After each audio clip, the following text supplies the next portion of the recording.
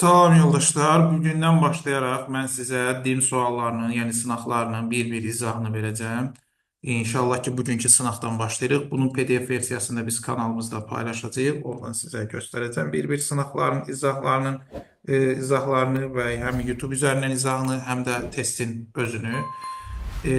Başlayaq buradan izah eləməyə. Həm də onu izah edeyim, deyim ki, sizə bugündən başlayaraq son illərdə DİM-in keçirdiyi bütün sınaqların PDF-lərini və onun cavablarını öz Telegram kanalımızda nədir paylaşacağıq. Belə, getdik. Burada nədən başlayırıq? Birinci Qarabağ müharibəsi, əlbəttə ki, Zəngilan bu dövrdə düşmən tərəfindən nədir? İşğal olunub, 1-ə yazıram A. Hadrut qəsəbəsinin düşməndən azad olunması, 2-ci Qarabağ müharibəsi 2-yə. B. Milli ordumuzun Ağdərə uğrunda əməliyyatlar həyata keçirməsi, 1-ci Qarabağ müharibəsinə. Y. Gizir Mübariz İbrahim Milli Qəhrəman adına layiq görülməsi, bu 1-ci və 2-ci Qarabağ müharibəsi arasındakı dövrə aiddir. O dövrə aidiyyəti yoxdur. Şərri rayonunun Günnüt kəndinin ordumuz tərəfindən azad olunması, bu da 1-ci və 2-ci Qarabağ müharibəsi arasındakı dövrə aiddir. Qısası 1-ə A-nı nədir? Y-ni yazırsınız. 2-yə də nəyi yazırsınız? Nədir? B-ni yazmış olursunuz. Düşürük aşağı yoldaşlar. Gəlirik neçəyə? 32-ci sual. Xəritədə ulduzlanmış işarələnmiş dövlətin, yəni İngiltərənin və Osmanlı 17-ci əsr tarixinə aid nə deyə bilərik? Bunların Səfəvilərlə mübarizə aparması deyə, daha doğrusu müqavilə imzalanması. Belə ki, İngilislər bildiyiniz kimi 1621-də əbədi dostluq imzalayıb, Osmanlılar da 1639-da misal üçün birini deyirəm, qəsr işini imzalayıb. Fransa ilə Səfəvilərin heç bir hərbi münaqişəsi yoxdur. 7 illik müharibədə iştirak edən ancaq İngiltərədir. Şimal müharibəsində nə Osmanlı, nə də ki İngiltərə iştirak edib. Məsələn, Şimal müharibəsi İsveç-Rusiya arasında da əsasən, əlbəttə ki, burada Şimal İttifaqı da var idi. Rusiya dövləti ilə müharibə aparılması 17-ci əsrdə Osmanlıların Rusiya üçün müharibəsi ola bilər, amma İngiltərənin belə bir müharibəsi yoxdur. Şah Sultan Hüseyin Şah II Təhmasib. Şah Sultan Hüseyin bilirsiniz ki 1694-1722-dir. Onun oğlu Təhmasib 1722-1732-ci illərdə hakimiyyət olub. Xəzər sahil bölgələrinin tamamilə Ruslar tərəfindən tutulması, bu düşür 1722-23-dəki işğallar dövrünə. Yəni 22-23 ona görə dedim ki, Azərbaycana tam tutmaqdandır. Yəni əslində Pyotr yürüşə daha öncədən hazırlaşmışdı. Xəzər sahil bölgələrinin tamamilə Ruslar tərəfindən tutulması, bu düşür Təhmasibin dövrünə, Hüseyin aidiyyatı yoxdur. Osmanlı dövləti ilə müqavilə imzalayan Təhmasibdir, Kirmanşahdır. Əhali və əmlakın siyahıya alan Şah Sultan Hüseyindir, 1699-1702-dir. Şeybanilərlə müharibə aparmağında Şah Sultan Hüseynə və Təhmasibə dəxli yoxdur. Qalır bir dənə Əfqanlara qarşı mübarizə ki, Şah Sultan Hüseyni dövründə hətta onlar Səfəvilərin paytaxtını tutur. Təhmasibin dövründə isə onun adına Nadir Əfqanlara nə edir? Öz ərazisindən qovurdu. Yəni Bebəndi. Hakimiyyət dövründə Naxçıvan xanlığında Gürcü qüvvələri məğlubiyyətə, Naxçıvan yaxınında Gürcü qüvvələrini məğlubiyyətə uğradıb. 1-ci Axsanın hakimiyyətə gəlməsinə kömək edən adam kimdir? Əlbəttə ki, Atabəy Şəmsəddin Eldəniz il. Savalan dağı və Hilat döyüşü. Savalan döyüşü təxminən 731, Hilat döyüşü təxminən 737-dədir. Bu hər iki döyüş Xəzər-Ərəb müharibəsinin gedişində olmuşdur və ərəblərlə Xəzərlər arasında gedən bu döyüşlərdə Savalanda Xəzərlər, Hilatda isə ərəblər qalib gəlmişdir. Düşürəm aşağı yoldaşlar. Birinci Dünya müharibəsi illərində Cənubi, Şimali və Cənubi Azərbaycan tarixi üçün ümumi cəhətlər. Muxtariyyət uğrunda mübarizə bilirsiniz ki, hər ikisinə aidiyyəti var. İstəyir 1917-də Şimali Azərbaycanda milli hərəkatda, istəyir 1917-20-də Xiyabani hərəkatında muxtariyyət uğrunda mübarizə var. İngilis qoşunlarının ölkəyə daxil olması, bizim ərazimizə Denis Sterling Thompson gəlib, Cənubi Azərbaycana ən azından Denis Sterling gəlib. Milli hökumətin təşkil olunması, hər ikisində milli hökumət var, amma bunlar 1-ci Dünya müharibəsindən sonraki dövrdə Cənubi Azərbaycandadır, 1920, amma Şimali Azərbaycan milli hökumət 1-ci Dünya müharibəsi gedə-gedə olub 18-in mayında. Yəni, amma Cənubi Azərbaycanda 1920-də müharibədən sonra. Osmanlı qoşunları da hər iki dövlətin ərazisinə daxil olub, ən azı Cumhuriyyətin qurulmasına fəal olub. 18-də Mudrosa kimi də Cənubi Azərbaycana gəliblər. Sovet ordusu tərəfindən də işğal olunması deyə bir ifadə yoxdur. Qalır 1, 2, 4. Şeyx Heydərin vaxtında qazi sufi dəstələri hərbi qaydada təşkil olunurdu. 12 imam şərəfinə başlarına qırmızı zolaqlar vururdular. Ona görə də onlar qızılbaş deyirlər. Şeyx Heydər 1483-87-də Şirvan və Dağıstana yürüş etdi. Şeyx Heydərin tədbirləri güclənmək və siyasiləşmək yönündədir. Bu haqq onların xoşuna gəlmirdi. Nəticədə 1488-ci ildə Şahdağ döyüşündə Bayandurlular, yəni Ağqoyunlular, Şirvanşahlar arasında ittifaq yaranır və onlar onu Şahdağ döyüşündə neyinirdi? Məğlub edirdi. Sonra Mir Mövsüm Nəvvab Üsul-i Cədid, bu bildiyimiz kimi Şuşa ətrafında açılmışdı. Mir Mövsümün başçılığı ilə Üsul-i Cədid Şuşa ətrafında açılıb. O da burada nədir? 4'tür. Bu 1 Naxçıvandır, 2 Gəncədir, 5 Şamaxıdır, 3 də Bakıdır. Ona görə bizim cavabımız burada olacaq nə? 4. 39. Şeyx Üveysin Təbrizi tutması Azərbaycanın böyük bir hissəsinin cəlalilərin tərkibinə daxil olub, düzdür, 1359'dur. Canı Bəyin Azərbaycan yürüşü Hilakilər Dövlətinin süqutudur. Bu da düzdür, 1357'dir. Əmir Teymurun Şirvana yürüşü 1-ci İbrahim taxta çıxması, bu hələ ondan 4 il öncədir, 1382'də çıxıram. Əmir Teymurun Azərbaycana yürüşü, Toxtamış xanın Azərbaycanı tərk etməsi deyə bir şey demirəm. Terek, daha doğrusu deyirəm, düz üstəm demirəm nədir? Deyirəm. Bu 1386'dır. O gəlir, o çıxır gedir. Terek döyüşündə Toxtamış xanın məğlub olması, Qızıl Orda dövlətinin süqut etməsi deyil. Sadəcə şərq vilayətlərini itirirdi. Bu da eləyər 1, 2 və 4. Yəni A bəndi. Sonra gedirəm irəliyə doğru. Osmanlı Sultanı Orxan Qazinin hakimiyyət dövrü üçün səciyyəvi idi. Osmanlı Sultanı Orxan Qazinin hakimiyyət dövrü üçün səciyyəvi olan nədir? Nədən danışa bilərik? O dövlətin paytaxtının Bursaya köçürülməsi. Bu okeydir. 1. Ədirnəni fəth edən Murad. Osmanlı İmperatorunun qüdrətli zirvəsinə çatması Süleymandır. Osmanlı dövlət tarixində ilk dəfə sultan titulunu qəbul edən yenə 1-ci Muraddır.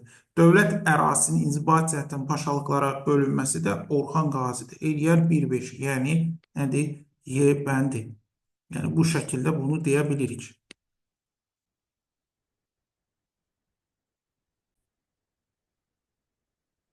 Deməli, yoldaşlar, davam edirik. 41. Azərbaycan SSR-də hərbi kommunizm və kollektivləşmə illərinə aid ümumi cəhət. Azərbaycanda istəyir hərbi kommunizm, istəyir kollektivləşmə, insanların istehsalı olan marağını nədir? İtirirdi. İnsanların istehsala marağı itirirsə, deməli, öz əməyinə, yəni maraq itirdi. Çünki onların əlində nə var isə dövlət tutub, nədir? Alırdı ya da kollektiv təsərrüfata qatırdı. Hərbi kommunizmi olub 1920-21 Azərbaycanda. Kollektivləşməni də 1929-dan 50-lə nə ediblər? Başlamışdılar. Məsələn, azad ticarəti icazə vermək YIS dövrüdür. Fərdi kənd təsərrüfatının müəyyən səviyyədə bərpa olunması da YIS dövrüdür. Qolçomaq muzlu əməkdən geniş istifadəsini icazəyə də müəyyən səviyyədə YIS-də deyə bilərsiniz. Ərzaq vergisinin tətbiqi də YIS-də, amma öz əməyini maraq etməsi digər tərəfə aidiyyəti var. Uyğunluğu müəyyən edin. Dəndənəkan döyüşündə Səlcuqlar tərəfindən məğlub edilən kimdir? Əlbəttə ki, Səlcuqlar tərəfindən məğlub edilən Qəznəvilərdir. Yazdım 1-ə B. Qərbi Roma İmperiyasının üzərinə yürüş edən kimdir? Avropa Hun dövləti Attila. Ondan sonra ərəblərlə uzun müddət mübarizə aparan kimdir? Ərəblərlə əlbəttə ki, uzun müddət mübarizə aparan Xəzərlərdir. Burada Axund dövlətinin nə Roma, nə ərəblə, nə də Dəndənəkanla əlaqəsi yoxdur. Həmçinin də Uyğurların bununla əlaqəsi yoxdur. Eləyər B, Y və bir dənə B, burada C, bir dənə A. B, C, A. Yəni A bəndi. Sonra 43. Xəzər dənizinin Azərbaycan ticarət gəmilərinin üzməyə başlaması aiddir Salarilərə. Yazdım bura. Dərbəndin ələ keçirilməsi aiddir hər üçünə. Məziyyətlər sülaləsi tərəfindən idarə olunan Şirvanşahlardır. Rey şəhərini Samanilərdən alan Sacilərdir. Mərziban İbi Məhəmmədin qanunnaməsi Salarilərdir. Rey şəhərinin də ələ keçirməsini dedik Sacilərə. Ona görə burada cavabımız necə olur? 1-ə yazırıq C-ni, 2-yə yazırıq D-ni, 3-ə yazırıq A-nı, Y-ni, 4-ə yazırıq nəyini, B-ni.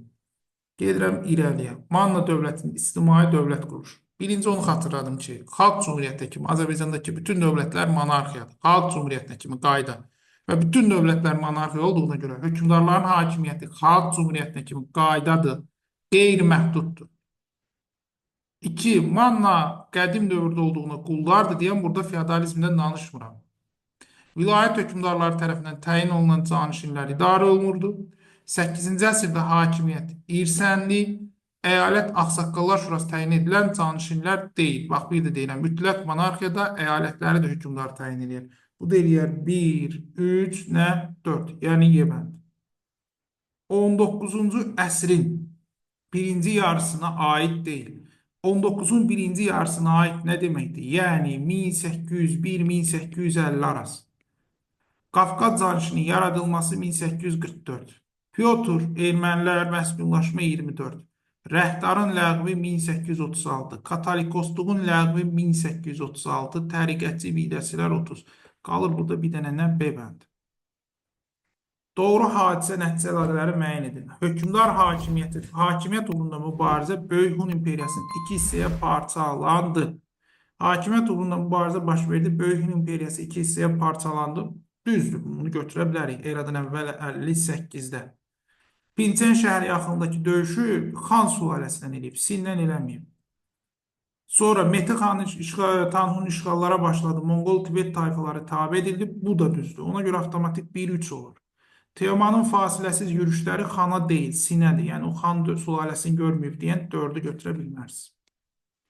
Bu dövrdən başlayaraq insanlar qan qohumluğu əsasından birlikdə yaşamaya başladılar. Ağaçlardan sallar düzəldir, daş sümü üzərində incəsənət nümunələri hazırlayırlar. Bu hansı dövrə aid? Üst paleolitə. Bu dövrdə insanlar heyvanları uzaq məsafədən seyləyir, ovluyur, qayıqlar. Bunlar hansı dövrə aid? Mezolit. Deyir ki, birinci mətndə bəhs edilən üst paleolitdən fərqli olaraq ikinci mətin mezolitdə nə olub? Məsəl üçün, istehsal təsərrüfatına keçidin əsası qoyulub. İnsanlar qəbilə icmasında hər iki dövrdədir. Axirətə inam hər iki dövrdə var. Sənətkarlıq da neolitdə yarandığından heç bir əlaqəsi yoxdur. Olur burada bir dənə B. Ərəb xilafətinin tərkibində olduğu dövrə aid deyil. Ərəb xilafətinin tərkibinə biz nə vaxt olmuşuq? Deyək ki, 7-ci əsrin 40-cı illərindən, 30-40-cı illərindən daxil olmağa.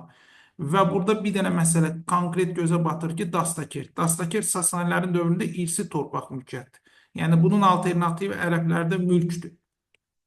Bu da Sasanilərin dövrünə aid olduğuna görə ərəb dövrünə aid deyil. NATO-nun Parlament Assambleyasının asosiyalaşdırılmış üzvünə qəbul edildiyi samit keçirildiyi dövlət haradır? Türkiyə. Türkiyəndə harada göstərəcəm mən burada? 4-lə. Deməli, cavab C-dir.